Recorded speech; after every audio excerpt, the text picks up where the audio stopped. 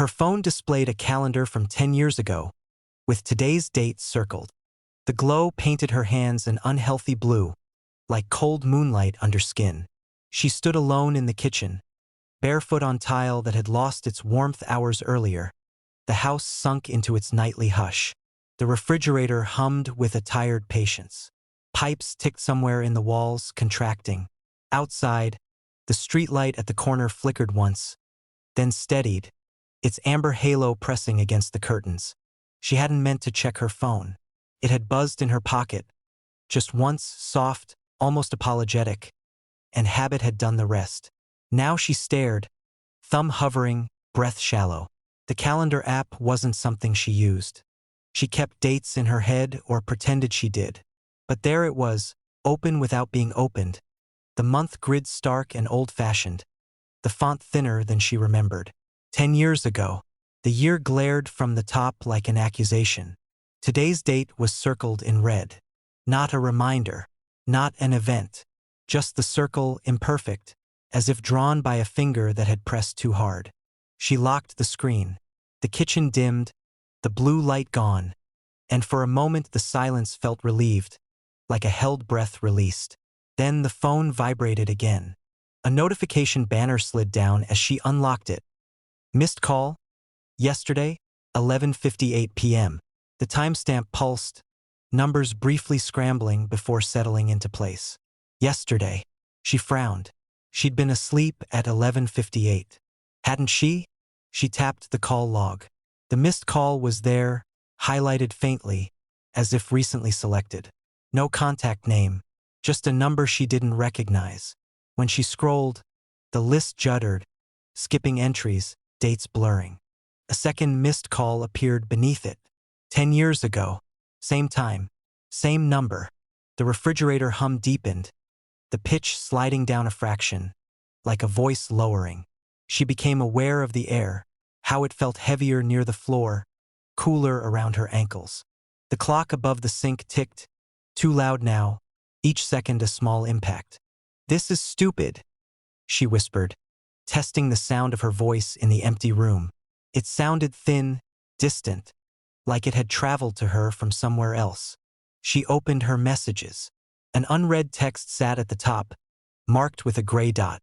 Received. 10 years ago. Her stomach tightened as she tapped it. Did you do it? No sender name. No context. Beneath it, another message, timestamped a minute later. You don't have to remember. We will. Her thumb left a smudge on the glass. The screen dimmed, brightened again, adjusting to her face.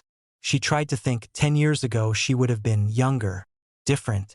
The thought skidded, refused to settle. There were blank spaces in her memory she'd learned to step around, like missing tiles in a familiar hallway. Everyone had those, she'd told herself. Nothing worth worrying over. The phone buzzed. This time it was a calendar alert. Today. No time listed. No description. Just the word, all caps, and beneath it, the red circle pulsing gently, like a heartbeat. The house creaked. She turned, half expecting to see someone in the doorway, a shape detached from the shadows. There was nothing. Still, the sense of being observed prickled along her spine, as if eyes were adjusting to the dark, learning her outline. She backed toward the counter, the tile cold enough now to ache. Her phone chimed again. A photo notification. The image loaded line by line, resolving into a dim room she didn't recognize at first. Then details snapped into place, the cracked mirror, the peeling floral wallpaper. Her childhood bedroom. The angle was wrong, though too high, like it had been taken from the corner near the ceiling. A figure stood in the center of the room, back turned. Her hair, longer than she wore it now. Her shoulders, tense, drawn up around her ears. She dropped the phone. It clattered against the tile, the sound sharp and final. For a heartbeat, nothing happened.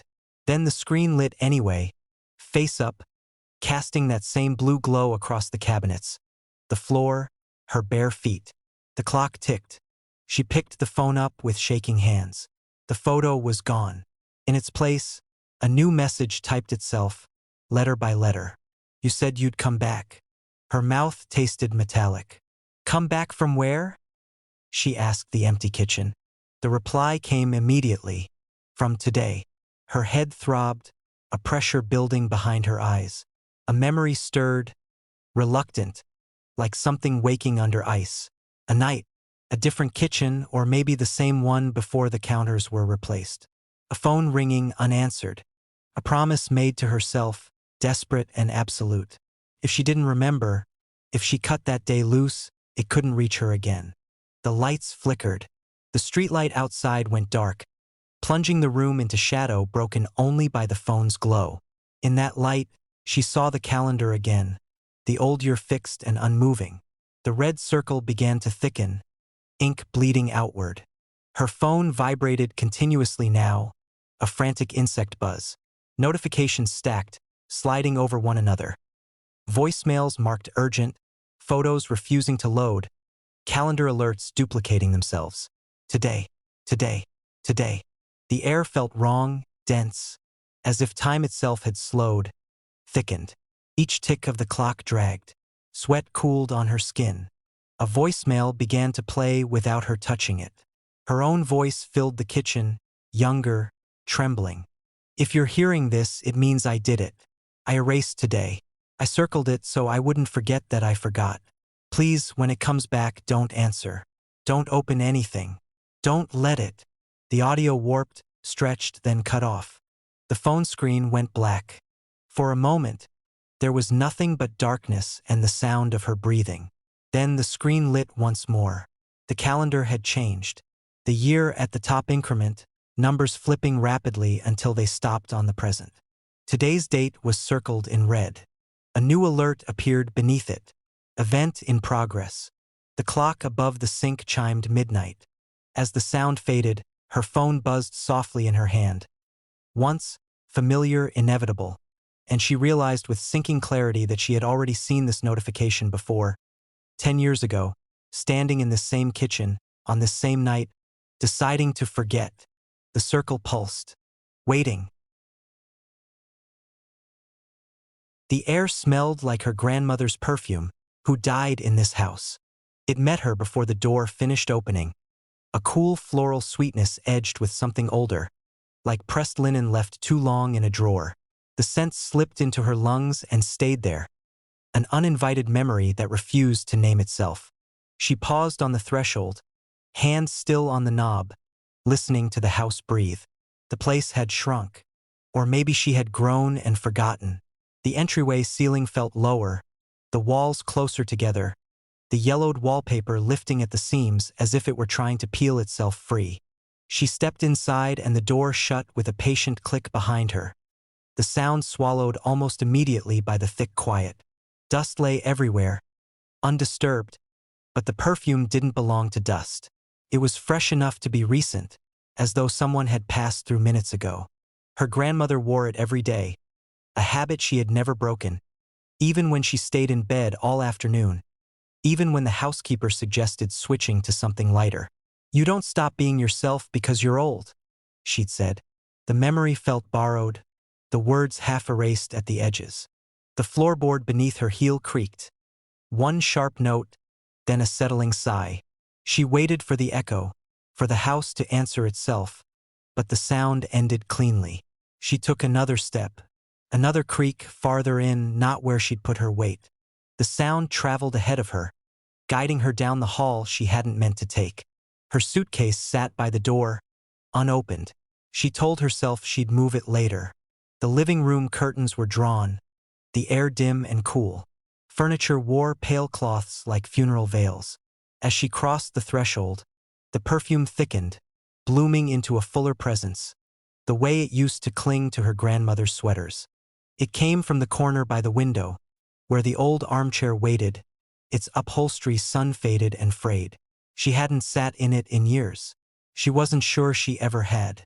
A mirror leaned against the far wall, tall and narrow, its frame carved with leaves dulled by age.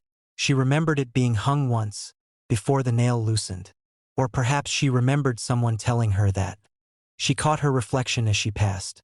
Her own face, pale, travel-worn, hair tucked behind her ears, and then something else flickered in the glass. A second figure, shorter, closer to the mirror than she was. She stopped. The reflection steadied. Only her again. Jet lag, she murmured. Though she hadn't crossed any time zones, the sound of her voice felt like a trespass. The house responded with a creak from the ceiling, a slow, deliberate complaint. She followed it, climbing the narrow stairs, each step a careful negotiation. The banister was cool under her palm, worn smooth where hands had passed over it for decades. She could feel the shape of those hands, layered one over another, as if the wood remembered. At the top of the stairs, the smell changed. The perfume softened, grew intimate, threaded with powder and something faintly medicinal. Her grandmother's bedroom. She hadn't planned to go in there first, but the door stood open a crack, inviting, or waiting. Inside, the bed was made, the quilt pulled tight. Sunlight leaked through a gap in the curtains, striping the floor. The dresser mirror faced the doorway, and in it she saw herself hesitate, one foot inside the room, one still in the hall. The reflection didn't move when she did. It stayed where it was, watching. Her heart stuttered. She took a breath, then another, and stepped fully into the room. The mirror image caught up, a fraction of a second late. The dresser drawers were slightly ajar. She touched one, expecting resistance, but it slid open easily. Inside lay neatly folded scarves, yellowed at the edges. The perfume surged, as if released by the motion. She lifted a scarf, pressed it to her face without thinking, and a rush of sensation overtook her. Warm hands tying the fabric around her neck, a laugh she recognized but couldn't place, the creak of this very floorboard under a different weight. She dropped the scarf. The memory fell with it, shattering before it could settle. The mirror caught something again. Movement behind her, a hand lifting to smooth hair that wasn't there anymore. She turned, pulse loud in her ears. The room was empty. The quilt lay undisturbed. Downstairs, a floorboard creaked. Not a random pop, but a measured sound, as if someone had shifted their stance. She retreated from the bedroom, closing the door gently, the way you might leave a sleeping child. In the hall, the perfume followed, a thin thread tugging at her, guiding her toward rooms she hadn't meant to enter. The bathroom smelled of it too, though the sink was dry and the cabinet bare. The guest room held a faint echo of it, hovering over the bed like a held breath. In the hallway mirror, she caught glimpses that didn't belong to her. Herself at different ages, shorter, then taller, hair in styles she didn't remember wearing. Sometimes there was another figure standing close, a hand on her shoulder, a presence she could feel more clearly than she could see. "You're not real," she said to the glass. Her reflection smiled, but the expression didn't reach the eyes. Night fell without ceremony. The house darkened, shadows thickening in corners, the perfume blooming with the cooling air. She sat in the living room, wrapped in a blanket she'd found folded on the sofa, listening to the house settle. Each creak felt intentional now, a language she was beginning to understand. When she shifted, the floor answered. When she held her breath, the walls seemed to lean in. Sleep came in fragments. She dreamed of hands brushing her hair, of whispered instructions she couldn't quite hear. She woke to the sound of footsteps on the stairs, slow and careful. The perfume was strongest then, filling the room until it felt solid. She followed the sound back upstairs, heart hammering, the mirror at the top of the stairs catching her approach. In its glass, she saw her grandmother clearly for the first time. Not as a ghost, not transparent or broken, but whole, solid, her familiar cardigan buttoned wrong, her hair pinned up the way she always wore it. She was looking at the reflection of a younger girl standing beside her, her hand resting on the girl's head. The girl turned in the mirror. It was her. The reflection didn't fade when she reached the landing. The house seemed to exhale, walls creaking in relief. The perfume wrapped around her, comforting, possessive. Understanding settled slowly, like dust.